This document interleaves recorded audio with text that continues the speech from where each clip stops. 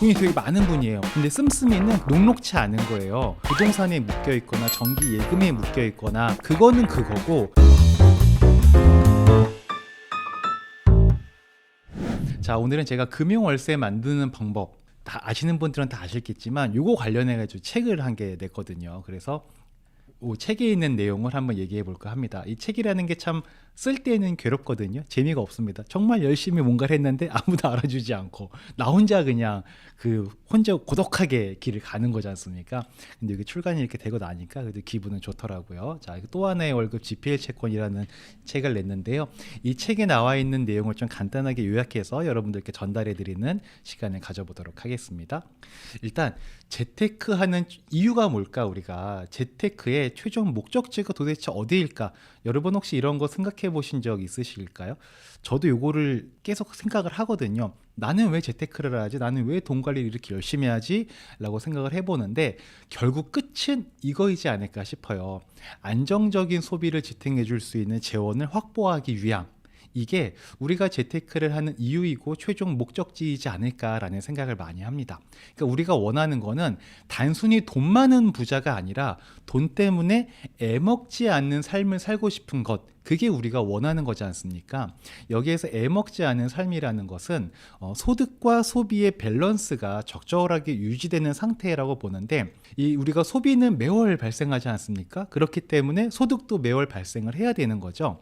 소비가 있는데 소득이 없어. 이거 문제가 되는 거죠. 근데 반대인 경우도 별로입니다. 소득은 엄청 많아요. 근데 소득은 많은데 돈 쓸 데가 없어. 같이 밥 먹을 사람도 없고 같이 즐길 사람도 없고 그냥 계속 은행에 쌓아놓기만 해요. 그러면 그 소득 또한 별로 그렇게 의미가 없는 그런 게 돼버리는 거죠. 여러분 이런 얘기 들어보신 적 있으실까요? 있는 사람이 더하다. 이게 무슨 얘기냐면 제가 예전에 유튜브에서 했던 얘기가 있었거든요. 같이 한번 들어보시면, 자산이 많은 거랑 현금 흐름이 있는 거랑은 별개의 문제입니다. 그렇죠. 자산이 있다고 해서 현금 흐름이 해결되지 않거든. 이게 웃긴 게 자산이 있는 분들은 가난하지 않아요. 근데 늘 허덕이에요, 돈 때문에. 맞아요. 못 써요. 못 깨. 그래서 보면은 분명히 부자인데 참 너무하다 막 싶은 생각이 들 때가 있어요. 그렇죠. 근데 그게 그분이 있어서 안 써도 행복한 게 아니에요. 그렇죠. 쓰면은 괴로워지고 불안해지는 거예요. 그렇죠. 못 쓰는 거예요. 맞아요. 자산과 현금을 항상 같이 써야 됩니다. 그러니까 무슨 말이냐면은 돈이 있는 사람이 더하다. 여기서 시사하는 바가 또 여러 가지가 있을 수 있겠죠. 뭐 있는 사람이 더한 게 아니고 그렇게 했기 때문에 있어진 거다. 뭐 이런 얘기도 할 수 있지만 제가 오늘 드리고 싶은 얘기는 돈이 아무리 많이 있어도요. 그 돈이 매월 쓰기 편안한 상태로 있는 게 아니라 그냥 뭐 부동산에 묶여 있거나 정기 예금에 묶여 있거나 또는 뭐 보험에 묶여 있거나 어딘가에 묶여 있는 자산 형태로 있는 것, 그것 또한 분명히 의미는 있겠지만 그거는 그거고 매월 편하게 쓸 수 있는 현금 흐름이 있는 것이 굉장히 중요하다. 그래서 자산만 많은 것보다는 자산과 현금 흐름의 밸런스가 되게 중요하다라는 얘기를 저는 굉장히 많이 했었습니다. 근데 실제로 제가 부자분들을 만났을 때도 이분들이 돈이 되게 많은 분이에요. 막 진짜 재산이 되게 많아. 근데 씀씀이는 그렇게 녹록치 않은 거예요. 이상하죠. 분명히 자산가인데 씀씀이가 녹록치 않다. 왜냐하면 자산의 형태가 묶여있는 자산이 많기 때문인 거예요. 제가 이게 묶여있는 자산은 의미가 없다 뭐 이런 말씀을 드리는 건 아니고, 그거는 그거대로의 의미가 있고 매월 발생되는 현금 흐름도 그 또한 의미가 있다. 그러니 우리는 어느 하나만 잘 되는 게 아니라 이 두 가지가 바퀴가 잘 굴러가야 된다라는 얘기를 드리는 겁니다. 그리고 약간 이제 저는 개똥 철학을 좋아해서 이런 생각을 종종 하거든요. 나는 누구인가? 나는 왜 살지? 오늘 나는 아침에 눈을 왜 떴을까? 이런 고민 문득 한번 살다 보면 해볼 때 있지 않으십니까? 저도 종종 이런 고민을 하고 생각을 해보는데요. 결론은 이거더라고요. 사랑하는 사람과 좋은 시간을 보내기 위해서 내가 사는 것이구나. 이미 태어난 거 뭐 내가 선택해서 우리가 선택해서 태어난 건 아니지 않습니까? 그러니까 살긴 살아야 돼. 그럼 나는 왜 사는 거지? 삶의 목적이 뭐지를 곰곰이 생각을 해보면 모든 그 끝에서 만나는 거는 사랑하는 사람과 좋은 시간을 보내기 위해서 내가 열심히 살아가는 거구나, 이런 생각을 하게 됩니다. 근데 우리가 사랑하는 사람과 좋은 시간을 보내기 위해서 또는 인간이 보내는 모든 일상에는 돈이 필요합니다. 이거를 무시할 수가 없는 거예요. 근데 여기에서 말하는 돈이란 아까 말씀드렸던 것처럼 쌓여있는 돈이 아니라 매월 들어오는 돈이 필요하다라는 거죠. 매월 들어오는 돈은 대표적으로 뭐 근로소득이나 자본소득 이런 게 있지 않습니까? 자본소득을 다른 말로 우리는 재테크라고도 얘기를 하는데, 재테크라는 거는 시세 차익을 얻거나 현금 흐름을 발생시키거나 둘 중에 하나지 않습니까? 여러분들은 어떤 쪽에 좀 더 집중을 해서 재테크를 하고 계실까요? 저 같은 경우에는 개인적으로 저는 이쪽에 굉장히 오랜 시간, 저는 사회생활을 16년을 했으니까 10년 가까이는 거의 저쪽에만 집중을 많이 했던 것 같아요. 근데 어느 순간 차근차근 이 시세 차익에서 현금 흐름 쪽으로 조금씩 바뀌어져 나가고 있는 그런 상태이다라고도 볼 수가 있거든요. 모시는 돈이 아니라 편하게 쓸 수 있는 돈이 저는 행복에 긍정적인 영향을 좀 준다라는 걸 좀 많이 느끼게 됐습니다. 근데 저는 16년 동안 재무상담사로 일을 하면서 저보고 연배가 좀 더 있으신 어른분들과 대화를 할 수 있는 기회가 많이 있었잖아요. 근데 그분들과 얘기를 나누다 보니까, 왜 우리 이런 말 있지 않습니까? 나이 들수록 사람은 입은 닫고 지갑은 열어야 돼, 이런 얘기 하잖아요. 나이 들수록 편하게 쓸 수 있는 돈이 필요하다. 뭐 젊을 때야 내가 뭐 어디 집을 사고 빌딩을 사고 뭘 하고 뭘 이룩하고 막 이런 미래지향적인 무언가를 바라보기 때문에 당장에 쓸 수 있는 게 중요한 게 아니라 이렇게 계속 불려나가는 거에 더 집중을 하게 되는데, 이제 어느 정도 나이가 들고 나면 이제 삶을 좀 돌아보고 이제 앞으로 갈 것보다 현재에 집중하면서 행복한 하루하루에 더 큰 의미를 둔다고 하시더라고요. 그러면서 나이 들수록 우리가 모시는 돈이라는 거는 이제 좀 어떻게 자산화되어 있는 것들이라고 볼 수가 있겠죠. 그런 돈이 아니라 편하게 쓸 수 있는 돈이 좀 안정적으로 공급이 되어야 내 삶이 조금 더 행복해질 수 있다라는 얘기들을 참 많이 하시더라고요.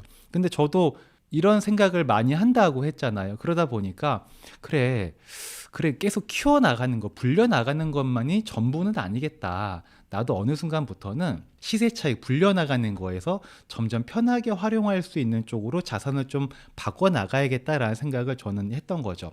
실제로 제가 유튜브 하면서 작년까지 주구장창 외쳤던 문구가 있지 않습니까? 일하지 않아도 얼마의 돈을 들어오게 하겠다. 그걸 하기 위해서 노력을 많이 했었고, 차근차근 이쪽으로 이제 변경을 이미 해놓은 상태고, 앞으로도 계속 저쪽으로 변경을 해 나가고 있는 거죠. 근데 이제 많은 분들이랑 얘기를 하다 보면요, 매월 따박따박 들어오는 돈을 필요로 하시거든요. 근데 그게 만들기가 어렵습니다. 일단 나이 들어서 은퇴할 무렵에 됐을 때 따박따박 들어오는 돈은 두 가지거든요. 이게 연금이랑 월세인 거죠. 근데 연금은 하루아침에 우리가 만들 수 있는 건 아니지 않습니까? 그래서 월세를 받기 위해서 도전하시는 분들이 꽤나 많이 계시죠. 이제 해본 분들이 준비 안 된 자 월세를 탐하지 말라. 이게 녹록치 않다는 얘기가 되는 겁니다.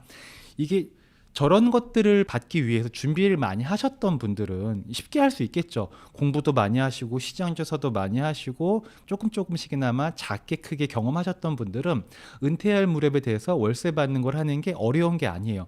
세상의 모든 일은 준비된 자에게는 별로 어렵지 않고요. 준비가 안 된 자가 무언가 원하는 걸 취하려고 할 땐 다 어렵습니다. 마찬가지인 거죠. 공부도 그런 거 아닙니까? 시험 볼 때도 공부한 친구들은 시험이 쉽죠? 근데 공부 안 한 친구들은 시험이 어렵죠.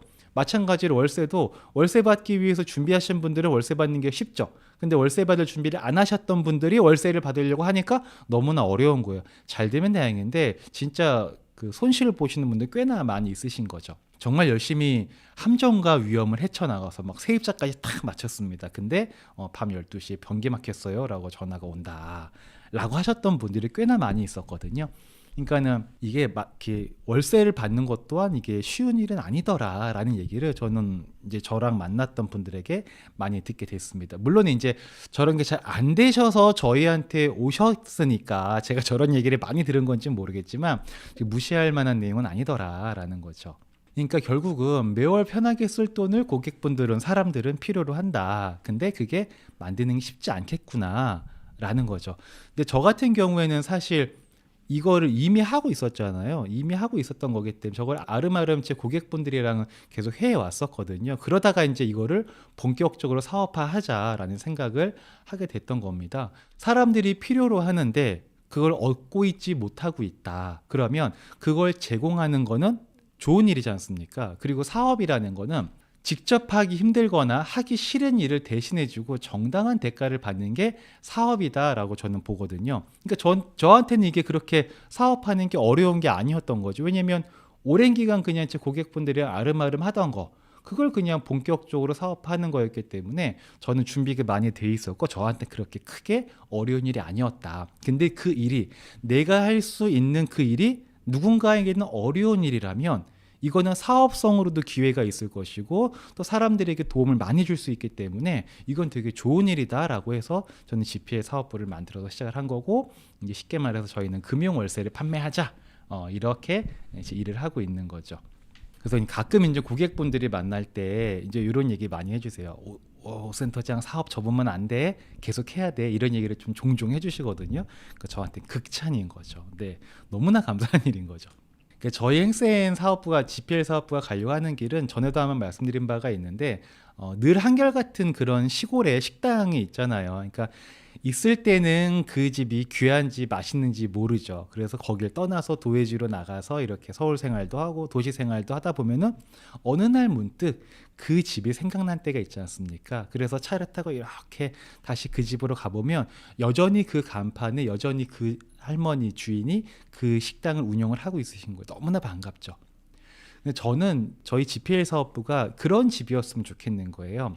시장이 이렇게 되고 저렇게 되고 바뀌고 하고 뭐 이런 게 유행이다 저런 게 유행이다 이런 거에 흔들리지 않고 항상 저희가 추구하는 안정적인 금융 월세를 제공하는 집, 이 가치를 보존하고 언제나 그 자리에 있는 집. 그래서 뭐 주식도 하다가 부동산도 하시다가 뭐 코인도 하고 할 게 많지 않습니까? 재테크가 하시다가 그냥 나는 이제 좀 마음 편하게 하고 싶어.